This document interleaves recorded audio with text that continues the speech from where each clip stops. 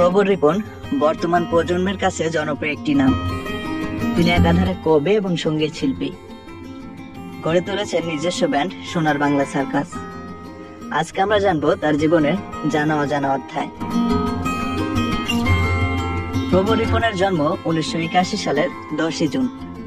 তিনি বাংলাদেশের ঝিনাইদহ জেলায় জন্মগ্রহণ করেন। ছোটবেলা থেকেই তিনি প্রতিভাবান ছিলেন।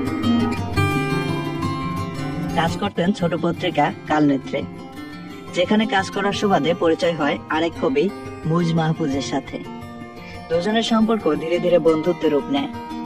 তারা সবসময় কবিতার নেশায় ডুবে থাকতেন, আর এই কবিতার পিঠে ডানা জড়ে দিতেই শুরু করলেন গান। সিদ্ধান্ত নিলেন ব্যান্ড করার। 2004 সাল শুরু করলেন মনুসরণী নামের ব্যান্ড। অনুসরণী নামটি নেওয়া হয়েছিল জীবনানন্দ দাশের কবিতা থেকে। তারা একটি অ্যালবামও বের করেছিলেন। একটা ব্যান্ড, দুজন ভোকালিস্ট। দুঃখজনকভাবে ব্যান্ডটি বেশি দিন টিকে রাখা সম্ভব হয়নি। দুজন আলাদা হয়ে গেলেন। মুইজ মাহফুজ বের করলেন বক্ররেখা ব্যান্ড, আর প্রবর রিপন বের করলেন সোনার বাংলা সার্কাস। প্রবর রিপন 2007 সালে প্রকাশ করলেন তার প্রথম কবিতার বই নৈঃশব্দের মৃত্যু। এরপরে 2011 ও 2014 সালে তার দ্বিতীয় কবিতার বই আমার নাম অসুখ ও কাব্যনাট্য লবণখোর প্রকাশিত হয়। প্রবর রিপন প্রতিভাবান পরিচালক মাসুদ হাসান উজ্জ্বলের অনুরোধে অভিনয় করেন যে জীবন ফড়িং এর নামে একটি নাটকে। তার বিপরীতে অভিনয় করেন জনপ্রিয় অভিনেত্রী অপি করিম, যেটি 2011 সালে ঈদে টেলিভিশনে প্রচারিত হয়েছিল। যে জীবন ফড়িং এর থিম ছিল এমন: জীবনের অর্থ খুঁজতে খুঁজতে আমরা জীবনকে নিরর্থক করে ফেলি।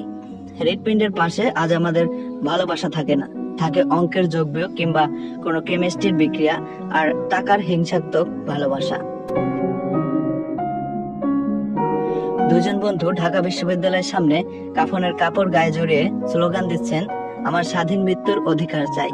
এমনই রহস্যময় নাটক ছিল এটি। প্রবর রিপন ভালোবেসে বিয়ে করেন তানহা জাফরিনকে। কিছুতেই তার গানের প্রতিভা আড়ালে রাখা সম্ভব হচ্ছিল না। তাই 2018 সালে যৌথ উদ্যোগে শুরু করেন নতুন গানের দল সোনার বাংলা সার্কাস।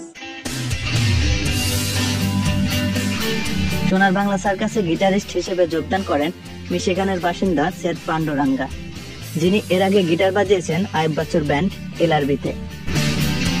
এই দলের ব্যানারে একটি অ্যালবাম প্রকাশিত হয়েছে হাইনা এক্সের শিরোনামে, যে অ্যালবামটি ইতিমধ্যে ব্যাপক জনপ্রিয়তা অর্জন করেছে। প্রবর রিপন বলেন তিনি বব মার্লির দ্বারা অনুপ্রাণিত। সোনার বাংলা সার্কাসের দ্বিতীয় অ্যালবামের নাম মহাশ্মশান।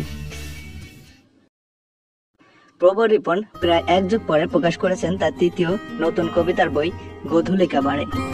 বইটি প্রকাশ করেছে কিংবদন্তি পাবলিকেশন। বইটি 2022 সালে বেস্ট সেলার তালিকায় ছিল।